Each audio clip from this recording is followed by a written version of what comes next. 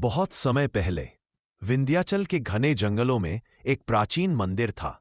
लोग कहते थे कि उस मंदिर में नाग देवता की मूर्ति के नीचे एक चमकती हुई नागमणि छिपी हुई है। कहा जाता था कि जो भी उस मणि को पालेगा उसे अपार शक्ति और धन मिलेगा। लेकिन एक शर्त थी, जिसका मन लालच से भरा होगा, नागमणि उसे जला डालेगी। सदियों से किसी ने उस मणि को पाने की हिम्मत नहीं की। एक दिन एक साहसी युवक विक्रांत वहां पहुंचा। उसे मंदिर के बारे में कहानियां बचपन से सुनाई गई थीं। वह निडर था, लेकिन उसके दिल में जिज्ञासा थी, क्या सच में नागमणि होती है? रात को वह मंदिर पहुंचा। मंदिर के चारों ओर गहरा सन्नाटा और पेड़ों की सरसराहट थी। जब उसने मंदिर के द्वार खोले तो अंदर एक विशाल नाग की प्रतिमा दिखाई दी। उसकी आंखें लाल रत्नों की तरह चमक रही थीं। जैसे ही विक्रांत प्रतिमा के पास गया, जमीन कांपने लगी और फर्श के नीचे से सीढ़ियां प्रकट हुई। वह सीढ़ियां उतरकर नीचे पहुंचा तो देखा, एक गोलाकार कक्ष के बीचों बीच एक मणि रखी थी, जो चांद की तरह नीली रोशनी फैला रही थी। वह आगे बढ़ा ही था कि अचानक एक वास्तविक नाग प्रकट हुआ। उसकी फुफकार से कक्ष गूंज उठा। नाग बोला, विक्रांत, अगर तुम्हारे दिल में लोभ है तो यही तुम्हारी समाधि बन जाएगी। सोच समझकर कदम बढ़ाना। विक्रांत का दिल जोर से धड़क रहा था। उसे समझ नहीं आ रहा था, मणि को उठाए या खाली हाथ लौट जाए। विक्रांत कुछ क्षण चुप खड़ा रहा। उसके मन में लोभ भी था और डर भी।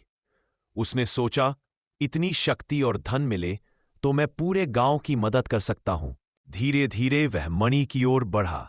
जैसे ही उसने हाथ बढ़ाया, अचानक कक्ष की दीवारों पर आग की लपटें उठने लगीं और नाग की फुफकार गूंज उठी। नाग बोला, सिर्फ निस्वार्थ व्यक्ति ही नागमणि को छू सकता है। लालच रखने वाला यही भस्म हो जाएगा। विक्रांत का दिल कांप उठा। उसे अपने गांव के गरीब लोग याद आ गए।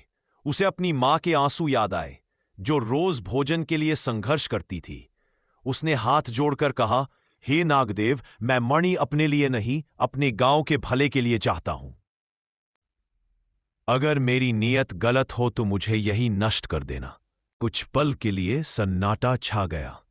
फिर अचानक आग की लपटें बुझ गईं और कक्ष में शांति फैल गई। नाग धीरे से मुस्कुराया और बोला, तेरी नीयत शुद्ध है।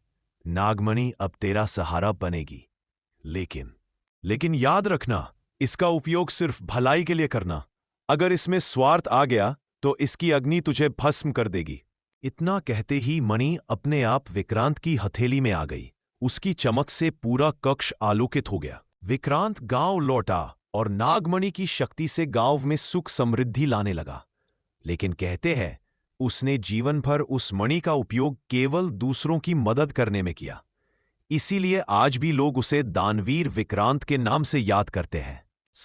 और इस तरह नागमणि सिर्फ एक रत्न नहीं, बल्कि नियत की परख बन गई। कहानी पसंद आई तो लाइक, कमेंट, सब्सक्राइब जरूर करें अगली कहानी के लिए।